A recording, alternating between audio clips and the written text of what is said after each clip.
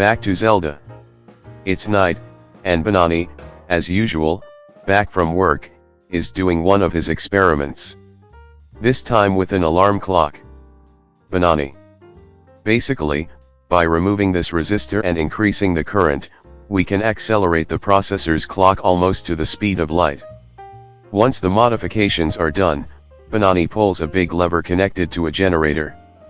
He switches it on. The clock starts running through the seconds rapidly. Faster and faster. Then it begins to emit a stronger and stronger light. A buzzing grows louder and sharper. Until... boom! An explosion. Banani is thrown against the door. The room shakes from the impact. A cloud of dust rises. Old boxes, forgotten for years, are blasted from the back, bouncing against the wall before falling all over the middle of the room. Banani gets up. Banani. Ah! What a hit! Something didn't work the way I thought. He dusts off his lab coat. Banani. But hey, a good explosion is always a nice result. Banani starts putting the boxes back in order. Banani. Look at this mess. I didn't even remember I had these boxes. Suddenly Banani pauses at one of them. Banani. Look. The old 64. He opens a half-destroyed box. Inside, a Commodore 64, in perfect condition. And next to it, Zelda on cassette. Banani smiles. Banani. So long. I wonder if it still works. Wait. Let's hook it up to the oscilloscope. Banani makes the connection. Switches it on. It works. Loads the game. Banani. Okay. See you in 15 minutes. That's how it was back in the day. Banani flips through an electronics magazine. Makes himself a coffee. Time passes. And finally, the title screen. Banani. Fantastic. I never thought it would still work after all these years. Banani grabs the joystick. Starts the game. Begins to play. Banani. Unbelievable. I still remember the moves to win. Banani keeps playing. Suddenly he feels nostalgia for the ADS. For when he was a kid. Banani, joystick in hand, eyes glued to the screen. He keeps playing Zelda. The game flows. All as usual. Perfect. Then Banani smells something burning. The monitor shuts off instantly. Banani. No, no, no, no. The screen is off. No signal. Banani shakes his head. Checks the cables. Checks the socket. Checks everything. Everything seems fine.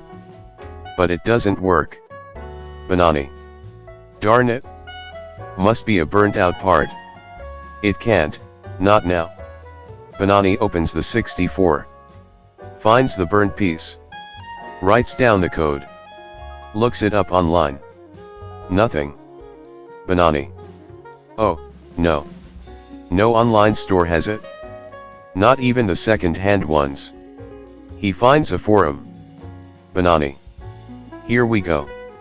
This user has the same problem. Let's see. Banani opens the page. His eyes widen. Banani. No. It says here they stopped making that part years ago. Now what? Banani goes to bed. But he can't sleep. His mind spins. The part is rare. He'll have to wait months. But then he gets an idea. He could go back to the ADS, buy the part, and hide it in a time capsule. It's late. Banani looks at the time, closes the garage, and goes to bed. But the thought of the broken part won't let him sleep. Banani, thinking. There has to be a way. The problem is the part doesn't exist anymore.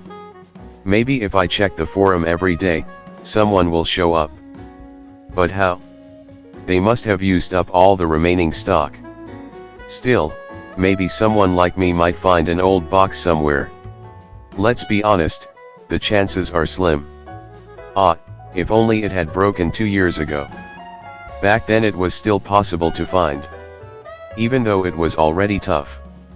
Hard to believe production ended in the 80s. Yes, in fact my C64 is from the very first series. Then they started the second series. Exactly because that piece kept burning out. Practically, the only time it was available was in 1982, when the first model was. Banani falls asleep. The next day, during the coffee break, Banani tells what happened. Banani. Colleagues. You won't believe what happened to me. Igor. You've decided to start reading the instruction manuals from now on. Banani. No, come on Igor. Last night I blew up the garage. Papaya. Again. Banani. Yes, but this time I found an old box. Ravioli. With a treasure map inside. Igor. With an X marking the spot of common sense. Banani. Better. I found my old Commodore 64. With Zelda. Papaya. But isn't Zelda from Nintendo? Banani. Yes. Actually the game is called Zelda, with a D.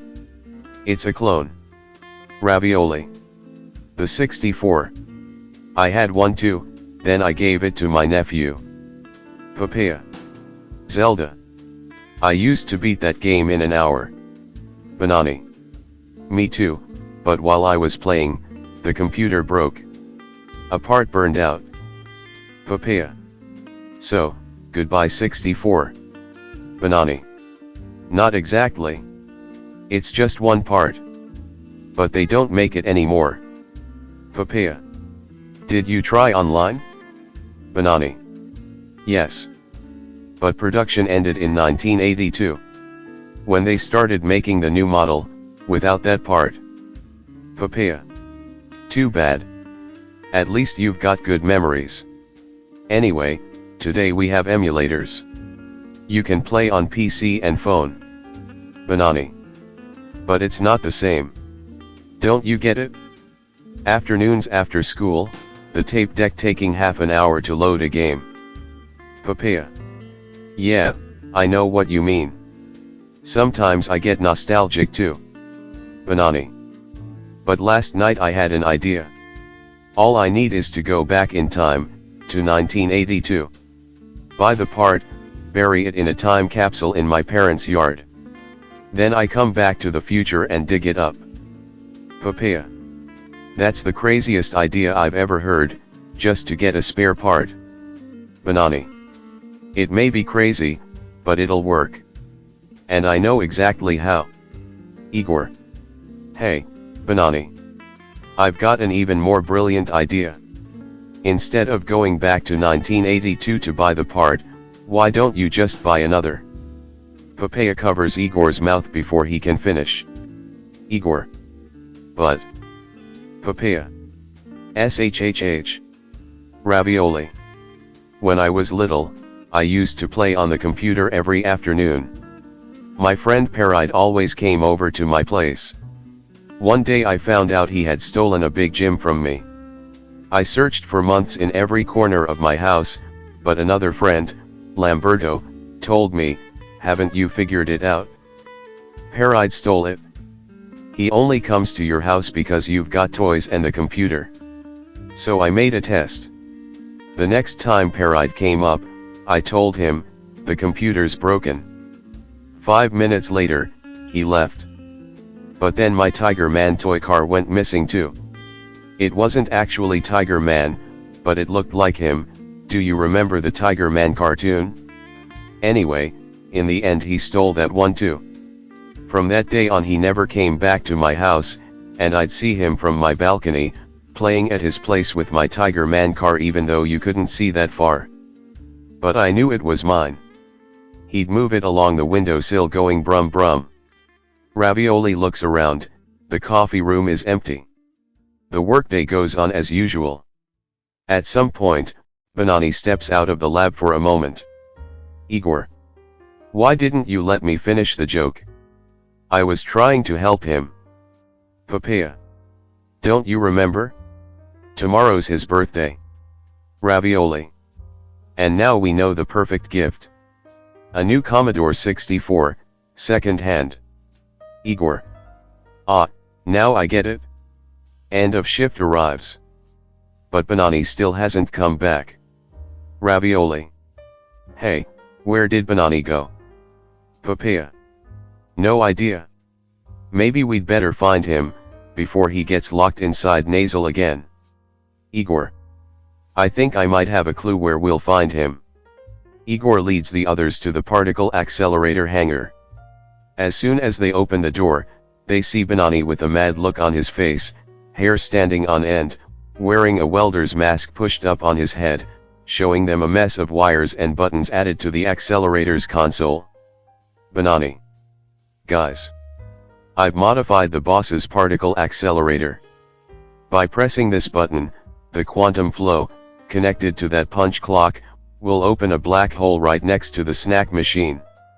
In seconds it'll suck us in and take us back to the ADS. A burst of sparks flies from the control panel, almost confirming Banani's madness. Ravioli. Oh, no. Banani's going to blow up the particle accelerator. Ravioli runs toward Banani, who's holding a device with a big red button that looks like a bomb detonator. But Igor grabs him by the arm. Ravioli. Listen, Banani. We don't need to go back. But Igor covers his mouth, to stop him from spoiling the surprise about the gift. Igor. Don't worry, Ravioli. Banani knows what he's doing. It'll just be the usual controlled explosion. The three step back a few meters, keeping a safe distance from Banani's bomb. I mean, device. Ravioli. But how will you get back? Banani. The accelerator was completed in 81. In 82 I'll have everything I need to bring us back. Papaya. And how do you know we'll land exactly in 82? Banani. It's a matter of calculations. But we've got a 25% chance of ending up in any century, in the year 82. Ravioli. Wait, you said we? Banani. Yes, you're coming with me. Banani presses the button. A bright flash, then a small black vortex lights up. Igor. Okay. This is a prank, right? Igor runs for the door, but the vortex grows too fast and pulls them in. For a moment everything goes dark. Then they find themselves in the same room. But instead of night, the sun is shining outside. Banani, disappointed. I can't believe it actually worked. Igor. Well, at least no explosions today. Ravioli. Why are my clothes so baggy? Papaya. Maybe you went back 1,000 pizzas ago. Banani. No. We've turned into kids. Papaya. It's true. Listen to my voice. Igor. If it was annoying before, now with an extra octave it's unbearable. Ravioli. Listen to yourself, Igor. With that voice, your jokes don't make anyone mad anymore. They're just cute. Papaya. Oh, Banani. What a mess you've made this time. Ravioli. Yeah. And how do we get back? Do we have to wait until we grow up again? Banani. No, wait. How did this even work? Everything was supposed to just explode. I wasn't ready for this. Papaya. Didn't you say you had a return plan? Igor. Yeah, if he couldn't plan the outgoing trip, imagine the return. Banani. The problem is, I just remembered, they didn't finish the accelerator until 93. Ravioli. He's right. They look around. The hangar is empty and dusty. Only a few boxes of materials stacked here and there against the walls. Igor. On trips with Papaya it's normal to have a way out but no way back. But this time Banani has created a meta mess. To get back, it'll literally take a lifetime. Papaya points to a calendar hanging on the wall. The year shows 1982. Papaya. At least we didn't miss the century. Ravioli. Are you telling me we're stuck in the past? Banani. At least until 93, when the accelerator gets built. Ravioli. Hey, that's 11 years. Do we have to stay kids for 11 years? Papaya. Eventually we'll just grow up normally. Igor. Yeah, just the body, since your brains were already stuck in childhood. Suddenly they hear footsteps and voices. Banani. Someone's coming. Hide. Ravioli. Wait. Maybe we could ask for help. Papaya. Oh yeah? And say what? That we're scientists from the future here to buy an obsolete chip? Ravioli. But it's the truth. Igor. Sure, just like the story that got you hired at Nasal. No sane person would believe us. Keys rattle in the lock. Banani.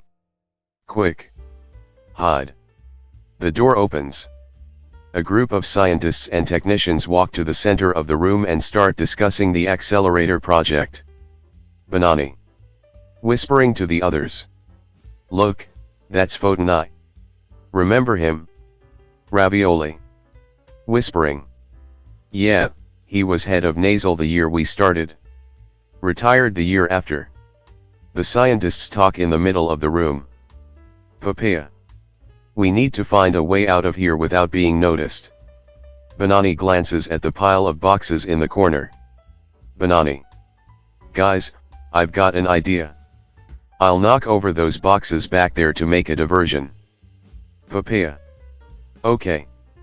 Deal? Igor. Deal? That's not exactly the last word I want to hear before ending up in 82 again. He moves closer. Knocks over some boxes behind the group. A loud crash. Dust everywhere. The scientists spin around. Scientist. Hey. What's going on back there? Fotenai. Let's check it out. In the confusion, Banani signals the others.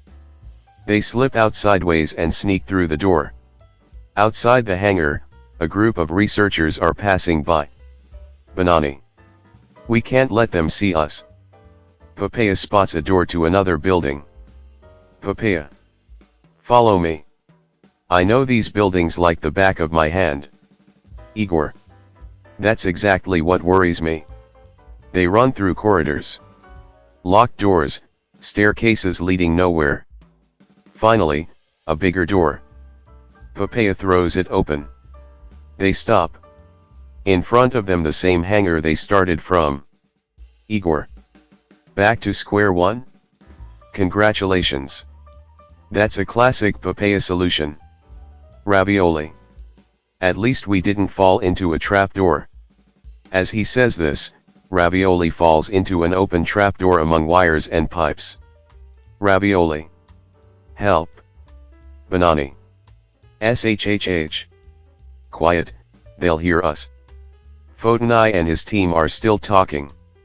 Banani. Hey. I just had another incredible idea. Papaya. What is it? Build a flying platform. Banani. No. We just wait for them to finish their meeting, then slip out unnoticed. Ravioli. From inside the trapdoor. Brilliant. You could have thought of that before I fell down here. Banani. I know. But my best ideas always come at the end. Igor. Obviously, going back to 82 wasn't one of those. Like, maybe instead of time traveling for a spare part, you could have just stayed in 2025 and bought another Commodore 64 online. Banani. No, I thought of that already. But that would have been cheating, right? Ravioli. Wait, how is that not the same thing? Banani. No, Ravioli. Don't you get it? Buying another one isn't the same. That'd be another computer, that belonged to another kid. A whole different story. Where would all the afternoons with friends be? The experiments with pets? And besides, a computer gets repaired. You don't just throw it away to buy a new one. That's cheating. Ravioli. So you're saying we're stuck here, because you didn't want to cheat on your computer? Igor. Banani, you're the only person who can turn a piece of silicon into a toxic relationship. Papaya. But couldn't you just take the part from another computer and put it in yours? Banani's eyes widen. He freezes. Slaps his forehead. Banani. You're right. Why didn't I think of that sooner? Igor. Because your brain works like your experiments, first it explodes, then maybe it makes sense. After a while, the group finishes their meeting and leaves the hangar, locking it behind them. Papaya and the others come out of hiding. Ravioli. Now what? What do we do? Papaya. We need to get out before they catch us. Banani tries the door, but it's locked from the outside. Banani. And how? They locked us in. Papaya. Pointing up. Look there. An open window. Ravioli. Yeah, but it's 4 meters high. Banani. We could stack the boxes to reach it. The 4 get to work, building a kind of staircase with the boxes. Banani starts climbing. One box gives way a little, splitting open. Inside, yellowed sheets of paper, carefully hand-ordered. Banani grabs one. Reads it. Studies it. Ravioli. Come on, Banani. What are you doing? Move. But Banani is entranced, studying astronomical data from the ADS. Banani. Guys, these are original sheets from Frank Blue Jeans, Bart's father. A real rarity. Ravioli. Who cares, Banani? This isn't some collector's fare.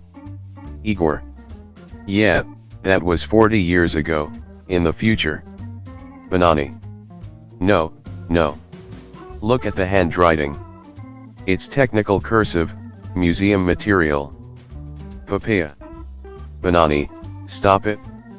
We need to get out of here. But Banani doesn't care anymore. All he can think about are the data. Banani. Look, here's Neptune's position in 82. Interesting, they calculated maximum elongation at 29.6 degrees. Not bad for the instruments of the time. Igor. Very interesting. But right now we're the ones elongating a bit too much. Papaya. Banani, enough astronomical analysis. What we need here is running, not planet calculations. Igor. Well, at least if they catch us, we can distract them with the data. Nasal scientists are all like Banani anyway. Suddenly, the door opens. The scientists come back in, talking among themselves. Fotonai. See. The ceiling height is right. We just need to add a ventilation duct near those windows. He points directly to the window the 4 were trying to reach. They freeze caught on top of the boxes halfway up. Scientist 1. Who are those kids? Scientist 2. Who let them in? Fotonai. You kids, what are you doing up there? The 4 quickly climb down. Banani hands the papers to the scientists. Banani. Here, these are what you needed, right? The scientists take the papers, leaf through them, and begin discussing the numbers. Scientist 1. Flipping through a sheet. Here Neptune's position in 1982. Maximum elongation at 29.6 degrees. I told you. Scientist 2. Interesting. But look here, atmospheric rotation period of 17.73 hours. Maybe we need to recalibrate the spectroscope. Scientist 3. And the variable infrared brightness, these old data don't match the current ones. We need to dig deeper into this. The scientists stop, absorbed in the charts. Meanwhile, Papaya and the others slip out the main door unnoticed. Scientist 1. These data could revolutionize our understanding of Neptune. Photon. Let me compare them with the ones I've got here. While Photon's team keeps talking, Papaya and the others quietly leave the nasal building. Outside, the sun lights up the street. Everything feels different. Smaller. More familiar. Ravioli spots a street cart full of ADS snacks and treats. Ravioli. Oh. Ice creams, chips, popsicles, all right at hand. Just like when I was a kid. Banani stops at a shop window with an old Atari console and a rotary phone. Banani. Fascinating, look at this technology. Circuits, boards, still all analog. Papaya notices a man writing diligently in a paper planner on a park bench. Papaya. Wow, a real agenda. Everything written by hand, looks like collector's stuff, serious stuff. Igor glances at a bar where people are smoking inside, the air thick with haze. Igor. Perfect, nostalgia with side effects. The past stinks of cigarettes and smog. Welcome to the ADS. Ravioli. And the traffic, the slow cars, people shouting in the streets, everything more alive, and simpler. Banani. Sighing. Coming back here, it's like stepping into a living photo album. Papaya. Yeah, but we have to remember to go back to the present, sooner or later. Ravioli. But first, can I get that popsicle? Igor. Yes, now that's what I call strategic survival. They keep walking through the streets of the ADS. They notice everyone looking at them with a smile. Ravioli. Wait, why are they looking at us like that? Banani. Maybe because we're dressed like kids, but still wearing adult lab coats. Papaya. Yeah, they probably find us cute, and a bit funny. Igor.